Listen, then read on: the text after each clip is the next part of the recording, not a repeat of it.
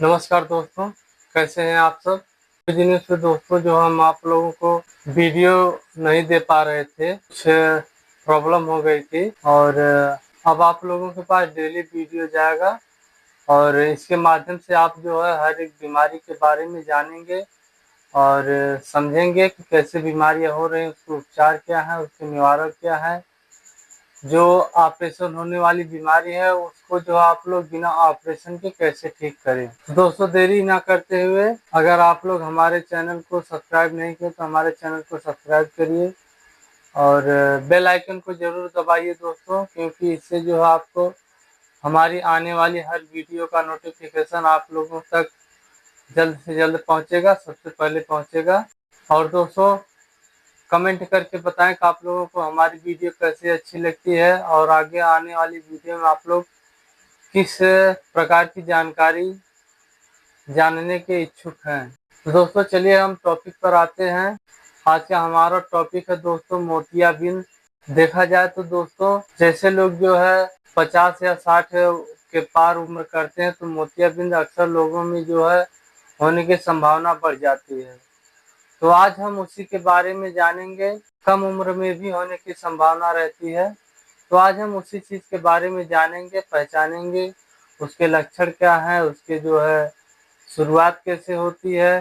अगर आपको उससे जो है जरा से संबंधित परेशानी हो रही तो आप लोग तुरंत सतर्क हो जाइए और उसका जो है उपचार से जल्द करवाने की कोशिश करिए।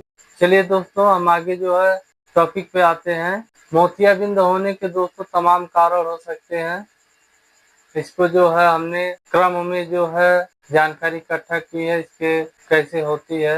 ये दोस्तों जो है जब हमारी आंखों में ज्यादा धूल मिट्टी जमा हो जाती है या फिर हम ज्यादा प्रदूषण में रहते हैं, उसकी वजह से जो हमारी आंखों में जो है एक धुंधला सा परत जम जाता है मिट्टी या प्रदूषण का, जो भी समझे।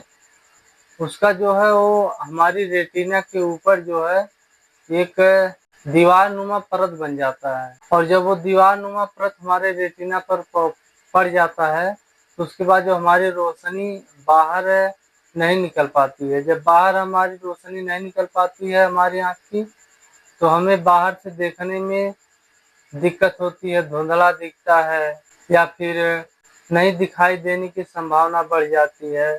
तो दोस्तों अगर आपको जो है हल्का हल्का अगर धुंधला दिखाई दे रहा है तो आप सतर्क हो जाइए, उसको जो है जल्द से जल्द उपचार करवाइए उसका और उसको ठीक करने की कोशिश करिए।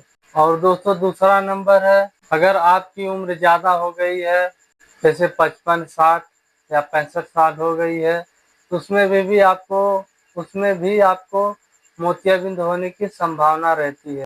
और उसके बाद जो है नंबर 2 है, अगर आप अपनी आंखों में किसी प्रकार की जो है सर्जरी करवाए हैं, किसी प्रकार का ऑपरेशन करवाए हैं, उसके बाद भी दोस्तों आपको मोतियाबिंद होने के चांसेस ज्यादा बन जाते हैं।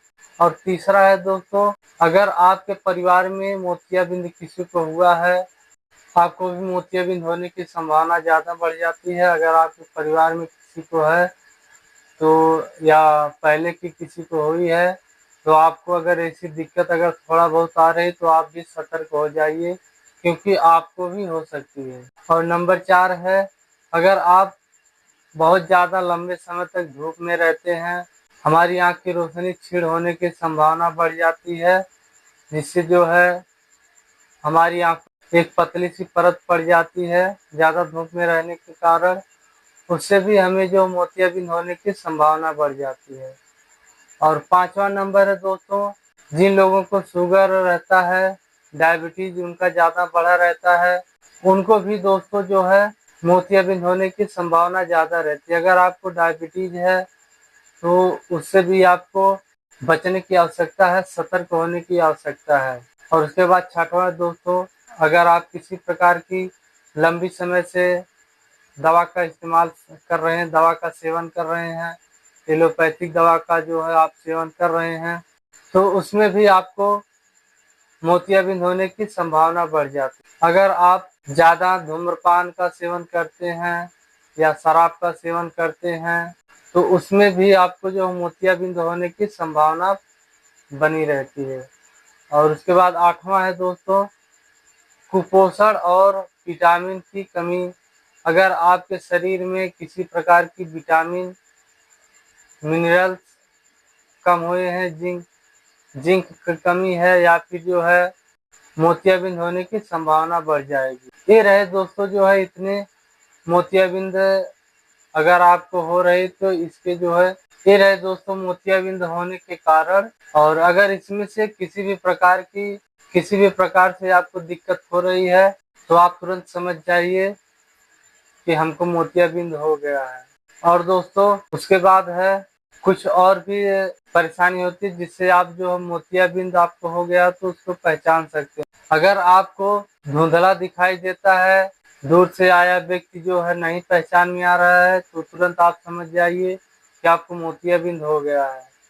और किसी लाइट या रोशनी के चारों ओर अगर हल्की सी चमक आ रही है, लाइट नुमा चमक अगर आ रही है, तो तुरंत समझ जाइए कि आपको मोतियाबिंद हो गया है। और रात के समय में अगर आपको ज़्यादा देखने में दिक्कत महसूस हो रही है, उस पर भी आप तुरंत समझ जाइए कि आपको मोतियाबिंद हो गया है। और अगर आप चश्मे का इस्तेमाल कर रहे हैं, चश्मा लगा रहे हैं, बार बार चश्मे का नंबर बदलना पड़ रहा है जिससे आपको देखने में कठिनाई हो रही है, वहाँ पे भी आप समझ जाइए कि आपको मोतियाबिंद हो गया है। और किसी भी प्रकार का रंग आप देख रहे हैं वो अगर आपको हल्का दिख रहा है या पीला दिखाई दे रहा है, तो वहाँ पे भी आपको समझ जाइए कि आपको मोतियाबिंद हो गया है। और पढ़ने और लिखने में अगर आपको परेशानी हो रही है, दिक्कत हो रही है, आंखों पे ज़्यादा जोर देना पड़ रहा है, जो अच्छा नहीं दिखाई दे रहे हैं,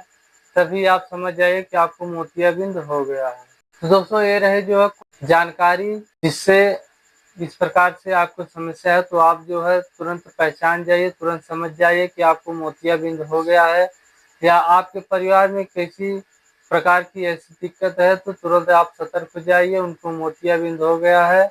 और ये दोस्तों अगर जब नॉर्मल रहता है, इसको जो है दवाओं के माध्यम से जो है बिना ऑपरेशन के ठीक कर दिया जाएगा।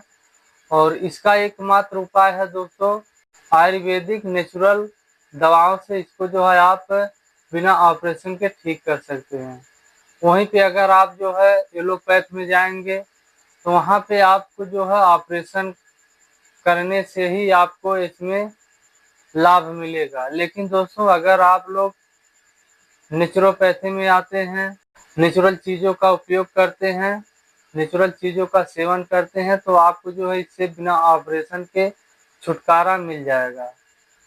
और यही नहीं दोस्तों, अगर आप लोग ऑपरेशन करवा रहे हैं तो उसके बाद भी आपको समस्या हो सकती है। लेकिन अगर आप लोग एक बार जो है बिना ऑपरेशन के अगर नेचुरल चीज़ों का सेवन करके नेचुरल तरीके से अगर आप इस बीमारी को ठीक कर ले जाएंगे तो फिर दोबारा ये बीमारी होने की संभावना नहीं रहती है।